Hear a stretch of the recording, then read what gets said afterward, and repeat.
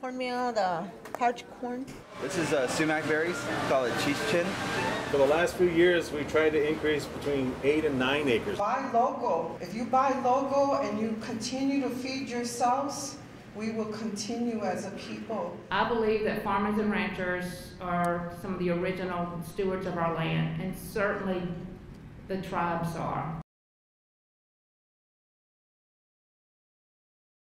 It really opened my eyes that it's important to knowing where your food comes from and how it's made. My goal is to ultimately grow farmers. As a Native American, those are my brothers and sisters, and if I can help them, it's my obligation to help them. They're responsible for the gardening, but part of the program services that we provide with our equipment and our personnel, we'll till that land up for them and help them. People want to get their hands dirty and grow some of their own food, pass on some of their food preservation practices. Oh, I used to do this with my grandma or my mom, and get that intergenerational connection. We create platforms for community members to share their gifts, and we see traditional food knowledge as a gift. The knowledge that they carry is rich, and we are wealthy because of it, and people need to be acknowledged for that. Don't give up. Don't give up. If whatever you're trying is not working, then find another way. I think it's important for tribal commerce to be revived. It's starting to go that direction.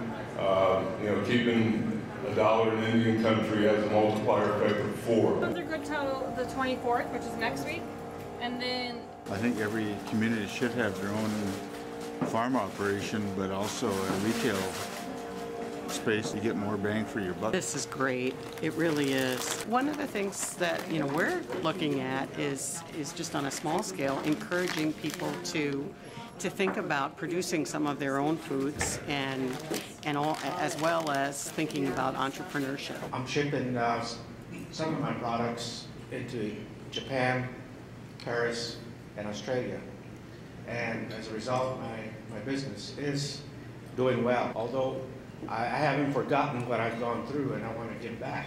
Having conversations about food hubs and tribal supported agricultural systems and farmer and rancher cooperatives and intellectual property rights for Indian people and Indian communities. I think these are the kinds of intersections of food systems and economic development that we hoped would be happening and are excited that they are at this conference. Our salesperson goes around to all these stores and tries to get us on the shelf. They're eating less formal meals, but they want the snacks that they do to be real food. And taco bar is basically real food. I mean, it's meat and fruit. That's it. 70% buffalo and 30% fruit.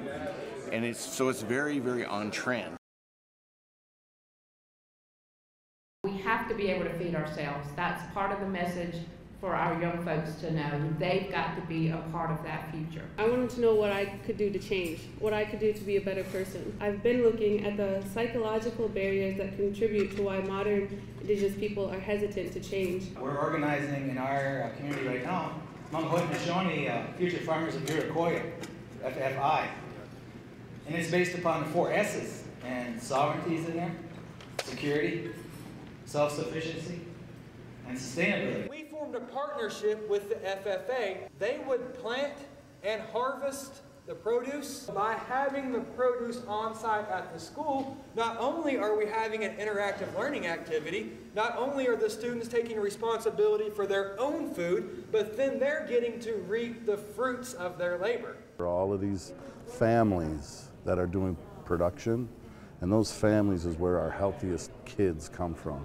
We got to start these youth and grow them into healthy adults. I actually want to purchase a food dryers when I get older. So when I have a house and kids, I want to get food dryers so I can teach that to my kids. We need to nurture and encourage that multitude of leaders so that we all continue in the same direction, but that the weight is not only on one of us. And that is why it is so important and so great to see so many of us here of same minds and same thoughts.